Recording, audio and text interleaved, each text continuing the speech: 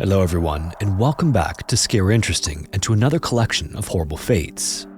In this video, we're going to go over 3 stories of people who walked in on or stumbled on something extremely disturbing, and each of these would lead to massive and disturbing investigations. As always, viewer discretion is advised.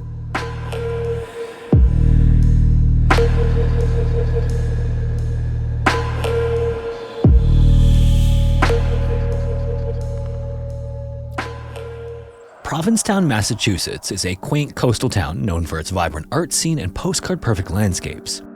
And Cape Cod, with its beautiful shoreline and sprawling dunes, provides a nice contrast to the bustling galleries and cafes of the town's narrow streets.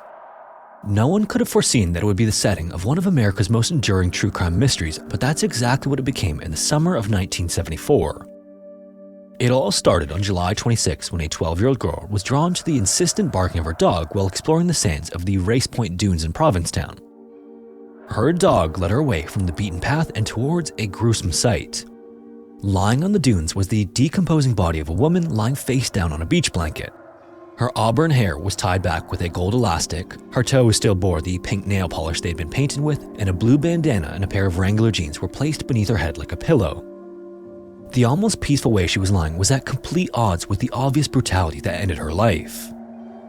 The woman's head was almost removed, and on one side it looked as though it was crushed in. There were also signs that an assault took place after her death, and her hands and one forearm was missing, along with several teeth, leading police to theorize that her killer sought to conceal her identity.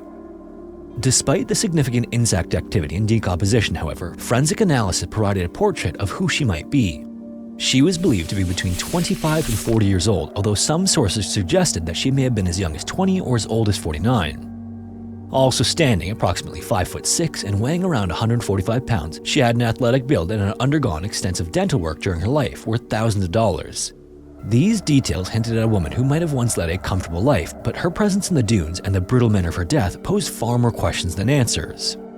Obviously, the most pressing among them being who was she? And for just shy of the next 50 years, she would only be known by the name the Lady of the Dunes. With little evidence beyond the beach blanket, bandana, jeans, and some tire tracks that were found about 50 yards away from the scene, the case quickly grew cold. There were also no signs of a struggle, leading police to theorize that she may have been killed by someone she knew or while she was asleep. Desperate for leads, investigators meticulously sifted through the sands of the surrounding dunes, searching for any clue that might break the case. They also combed through thousands of missing persons cases and examined vehicle records for cars reported near the area, but no matches emerged. And despite their exhaustive efforts, including consultations with forensic experts and profilers, the trail led nowhere. So finally, in October of 1974, the Lady of the Dunes was buried, leaving behind a void filled with speculation and unanswered questions. What followed was nearly 5 decades of frustration and dead ends. Investigators made painstaking efforts to piece together her story, employing everything from clay-based facial reconstructions in the 1970s to advanced DNA analysis of the 21st century. Then, exhumations in 1980 and again in 2000 yielded no significant breakthroughs. It wasn't until October 31st, 2022, 48 years after the body was found, that modern forensic technology finally identified the woman as Ruth Mary Terry. And with her identity came the unveiling of a troubled past that included a turbulent marriage and a husband with a history of violence and unresolved disappearances. Ruth was born on September 8, 1936, in a modest mountainside shack in Whitwell, Tennessee. Life in the rural South was hard, and Ruth's upbringing reflected the struggles of the time and place. By the time she was a young woman, Ruth married briefly, but that union quickly dissolved and she sought a fresh start in Michigan. In 1957, she left her small-town roots behind and took a job at the Fisher Body Automotive plant in Livonia, where she gave birth to a son, Richard, in 1958. Financial struggles, however, led her to make a heartbreaking decision. She was unable to provide for her child, so Ruth allowed her supervisor at the automotive plant to adopt Richard in exchange for help with her mounting expenses. Shortly after the adoption, she moved to California in search of another clean slate. Her life there remained largely a mystery until 1974, when she met an antiques dealer named Guy Rockwell Muldovin. That same year, the pair married, with Ruth blissfully unaware of her new husband's checkered and questionable past. About 6 months before her death, the couple went to Tennessee to visit Ruth's family. And immediately, their relationship seemed anything but perfect, with Ruth's family members recalling that Guy was possessive and controlling. Those who saw her noted a change in her demeanor and behavior, particularly when Guy was present. She seemed subdued, almost unrecognizable from the vibrant woman they'd once known. While there, Ruth and Guy spoke of traveling across the United States to hunt for antiques and mentioned Massachusetts as one of their destinations, and after their brief visit to Tennessee, off they went across the highways of the country. By the end of the summer, however, Guy showed back up in Whitwell, alone. The only reason for his visit was to inform her family that Ruth was missing, but his explanations were vague and varied. At one point, he claimed that she disappeared from their home in California. On another occasion, he said they got into an argument during their honeymoon and that she stormed off, not to be seen again. When Ruth's brother hired a private investigator, however, the trail led to some disturbing revelations. According to the detective, Ruth's belongings had apparently been sold off and she had joined a religious cult. It's not clear if the investigator had deliberately misled the family or was simply mistaken, but either way, this was not what had actually happened to her. Unfortunately, afterward, the years passed and Ruth's name faded into obscurity with her actual fate a mystery to her family. Her disappearance was even noted in family obituaries as if she was deceased, although no one knew what truly happened. It wasn't until her identification as the Lady of the Dunes in 2022 that the blame for her disappearance in 1974 started to point in a specific direction. Once she had been identified, determining who was responsible for her death became obvious as Guy's history was examined more closely. Born in 1923, Guy liked to present himself as a simple yet charming antique dealer, but in truth, his life was filled with a string of dark incidents. On April 1, 1960, Guy's second wife, Manzanita Ryan, and her daughter from another marriage suddenly and mysteriously disappeared from their Seattle home. Immediately, suspicion fell on Guy, which led to a search warrant that was served on the house the couple shared. Investigators then checked every aspect of the property, including the septic tank. Inside the tank, they made a grisly discovery in the form of several dismembered body parts. When Guy was presented with the information, he basically shrugged his shoulders and played dumb as to how they got there. And as much as the writing seemed to be on the wall for Guy after his discovery, investigators were unable to conclusively identify the remains as belonging to Manzanita or her daughter, and he was never charged. A short time later, Guy quickly married again, only to face legal troubles when he swindled his new wife's family out of $10,000. He was then convicted of larceny in 1961 and sentenced to 15 years in prison, but after spending only 15 months in a cell, a judge suspended the sentence if Guy agreed to pay the family back what he stole from them. And if this wasn't enough, Guy was linked to other unsolved cases. Among these was the 1950 murder of Henry Baird, who was a 28-year-old bread truck driver, and the simultaneous disappearance of his girlfriend, 17-year-old Barbara Jo Kelly. The couple apparently went on a date but never returned to their respective homes. Then the next morning, Henry's body was discovered on a desolate California beach, face down and nude with the exception of shoes and socks. Nearby, investigators found his and Barbara's personal belongings neatly folded and piled up, but there was no sign of Barbara herself. Authorities suspected that Henry was killed and that Barbara had been taken and likely met an equally grim fate. And Guy, who had been living in Fortuna, California around the time of the murders, became a suspect investigators looked into, but it was ultimately determined that he had left the area several weeks before the murders took place. But in any case, in August of 2023, the culmination of decades of investigation finally brought a close to the story of the Lady in the Dunes. Modern forensic advancements and a thorough revelation of the evidence left little doubt, and Guy was officially named Ruth's murderer. This determination brought bittersweet relief to Ruth's family, who had spent nearly 50 years haunted by the questions surrounding her fate. And for the community of Provincetown and the countless investigators who pursued justice for the Lady of the Dunes, the resolution marked the end of an era as the state of Massachusetts' longest unidentified homicide victim case. It was around 10:30 on the morning of Tuesday, November 6, 2001, when Cynthia pulled open the back door of the Hair Gallery Salon in Florence, Montana, and stepped inside. Cynthia was a regular at the salon, and she almost always had a Friday manicure appointment, but there were some weeks where she'd shift her schedule around to accommodate a special occasion. And for the 71-year-old, there was no occasion more special than a University of Montana basketball home game. The Grizzlies would be taking the court later that night, and she wasn't about to show up without sporting the team's maroon and silver colors on her nails, so she moved her usual Friday appointment to that Tuesday. Once inside the salon, the manicurist Brenda greeted her with a smile, and the two sat down at their usual station to get Cynthia's appointment underway. Up to that point, the morning at the salon had been pretty quiet, but that wasn't exactly out of the ordinary. Florence was home to only around 800 people, so it was rare when the saloon was overrun with customers. So Cynthia and Brenda had the place themselves as they chit-chatted, but that changed at some point between 10:30 and 11 o'clock that morning.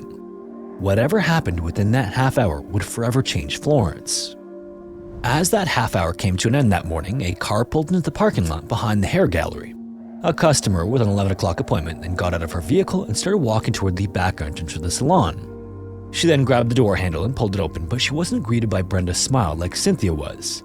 Instead, she found the salon owner Dorothy lying across the entryway in a pool of her own blood.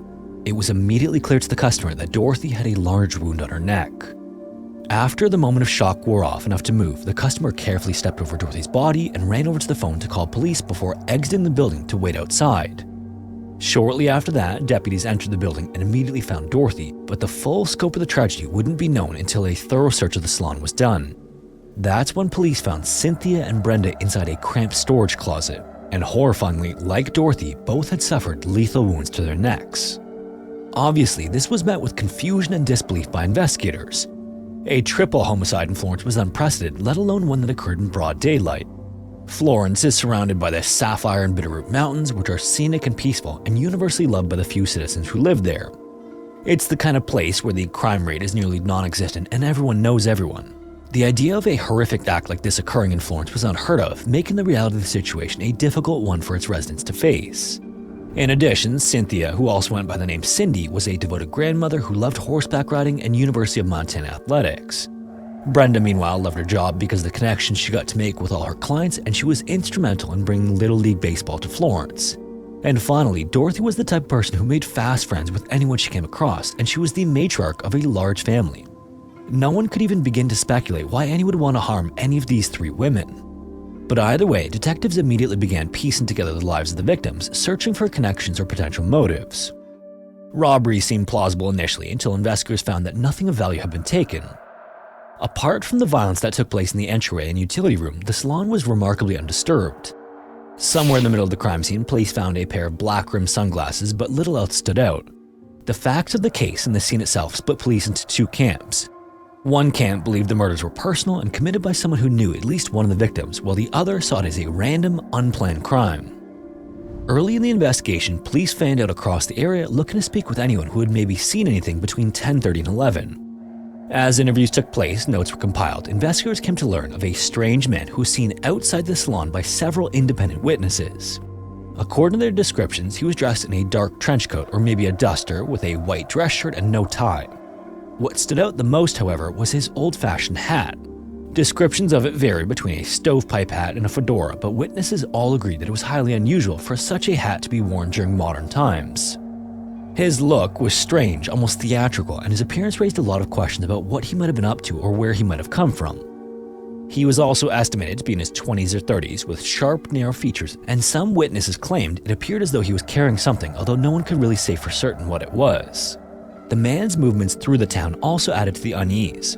He was first spotted walking north through the dirt parking lot of the Wild River, which was a bar and restaurant just south of the Hair Gallery. Witnesses then saw him near the grass in front of the salon and later cutting through an alley on the west side of the building. His path also appeared deliberate as he weaved through back streets and crossed a school bus parking lot before vanishing near One Horse Creek Road, just 4 blocks from the crime scene. Police dogs were then brought in and they quickly picked up the man's scent, leading police to the end of One Horse Creek Road. A second dog, which was a bloodhound, then picked up the trail the following day and led investigators to a home further away. The property was then searched, but the occupant, who was disabled and housebound, was cleared as a suspect. Composite sketches were also created of this mysterious person who became known as the Oddly Dressed Man and were widely circulated through newspapers and on TV, even making an appearance on America's Most Wanted. Despite the media attention, however, the man in the strange hat remained elusive. Obviously, either way, his presence in terms of proximity, timing, and attire made him a key figure in the investigation.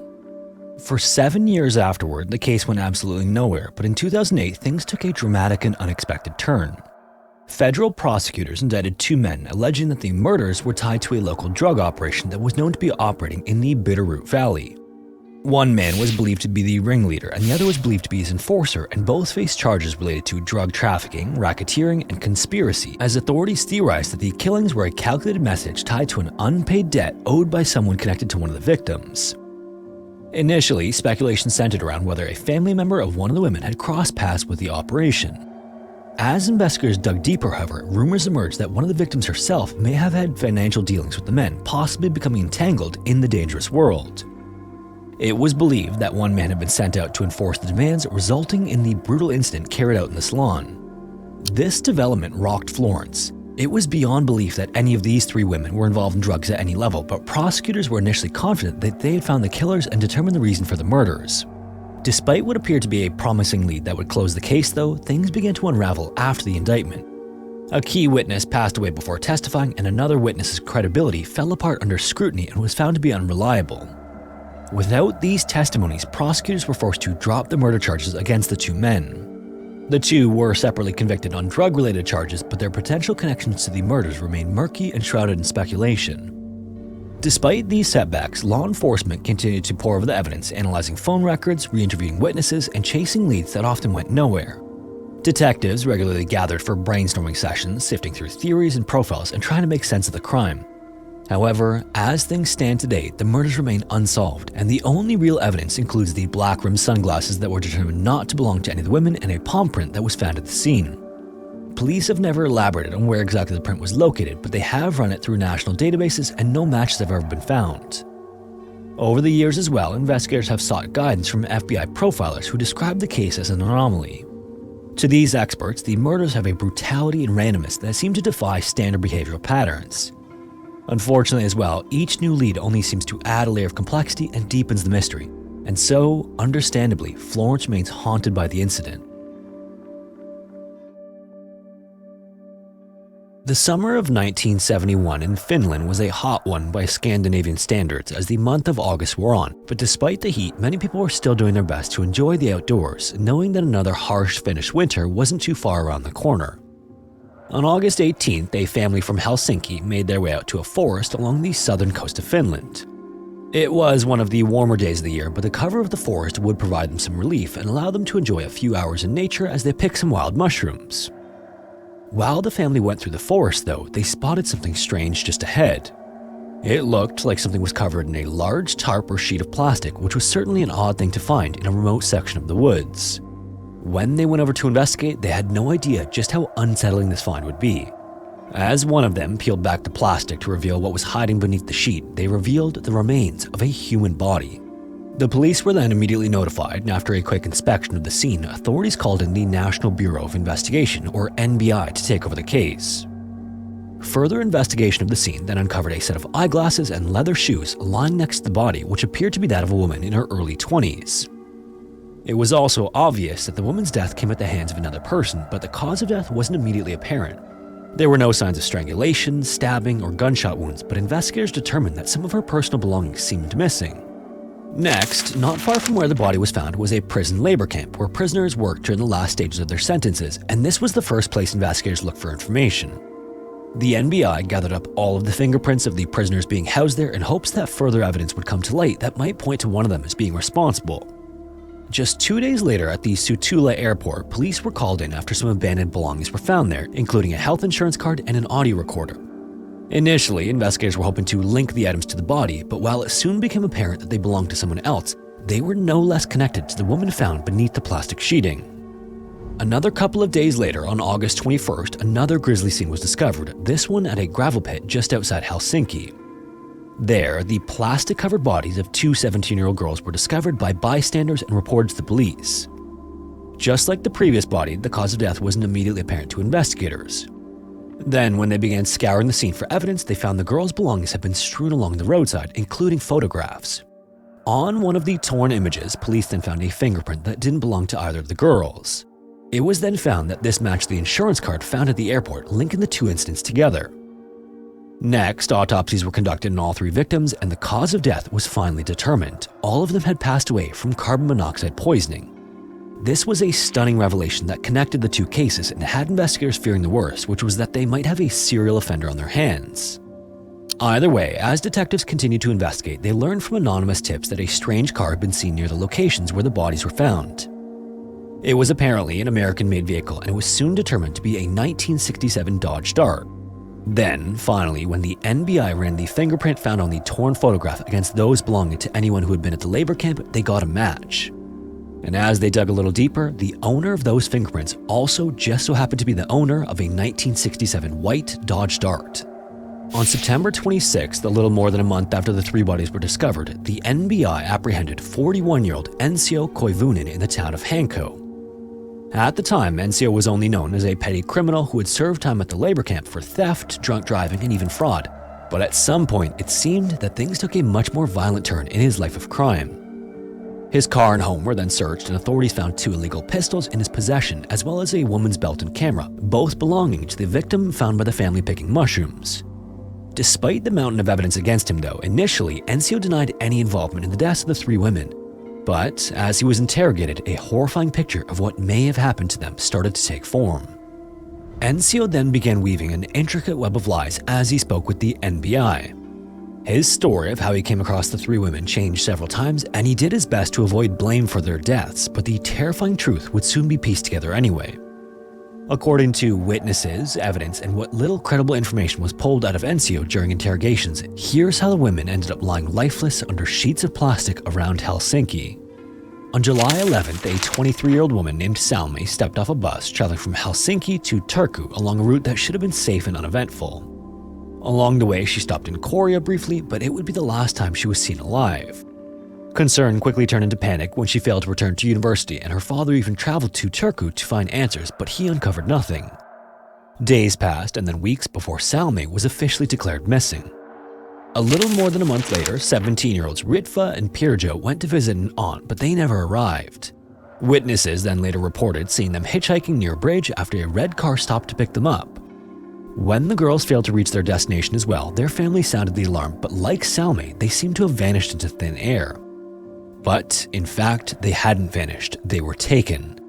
Enzio picked up each of the hitchhiking women, Salmi on her own in July and Ritva and Pirjo together in August. He then drove each of them to remote areas where he attacked them and locked them in the backseat of his Dodge Dart. He then went to his trunk to pull out a length of hose. As the vehicle's engine continued to run, he stuck one end of the hose into the vehicle's exhaust pipe and the other end into the trunk of the car. And slowly afterward, the trunk filled with toxic carbon monoxide gas from the car's exhaust, which then slowly leaked into the backseat area. Enzio, though, would never admit to the story and instead made a lot of verifiably false claims. First, he denied ever meeting the women. Then he admitted to picking up Salmi and claimed that she suffered some kind of respiratory attack in the backseat that killed her. He also denied ever coming across Ritva and Pirjo, but eventually claimed that he and Ritva had formed a relationship. As part of this version, Enzio told investigators that he and Ritva planned to meet up one night at a nightclub, and she brought Pirjo along with her. Apparently, while they danced and drank, they were joined by an unnamed younger man who Enzio claimed murdered the girls when he wasn't around. Later, Enzio admitted to fabricating this story of the unnamed younger man and replaced it with the claim that the girls fell asleep in the backseat of the Dodge Dart while he fell asleep in the front seat while parked. When he awoke, he found the girls dead and said that someone must have come along and attached the hose from the exhaust to the trunk while they were all sleeping. Enzio was obviously then pressed by investigators asking how he managed to survive the incident, but he failed to come up with an answer. As a result of all of this, he was eventually charged with the murders and faced a trial that garnered a lot of publicity, namely because it turned into a circus. Enzio continued to make false claims throughout the trial and even went on record to say that all the evidence against him was fake and that he was going to sue the newspapers that were covering the trial and clearly biased against him. These attempts by Enzio to deflect attention away from the facts of the case were unsuccessful, and he was found guilty on charges of assault, false imprisonment, and negligent homicide. He was then sentenced to life in prison, but this wouldn't be the last time Finland heard from him. His defense team then launched a vigorous appeal strategy and was successful in getting his case heard by the Supreme Court. And the Supreme Court then found that there wasn't enough evidence to prove Enzio's intent to kill the 3 women. So, in the fall of 1981, he received a full pardon. This was despite the confirmed proof that he was in possession of Salmi's belt and camera and that his fingerprints were found at the gravel pit where the bodies of Ritva and Pirjo were discovered. Enzio died a free man in 2003. If you made it this far, thanks so much for watching. If you have a story suggestion, feel free to submit it to the forum found in the description. If you want to support the channel, consider joining the Patreon or becoming a channel member here on YouTube. Also, in case you weren't already aware, if you want to listen to the audio-only version of these videos, you can listen wherever you listen to podcasts. Anyways, thanks again, and hopefully I will see you in the next one.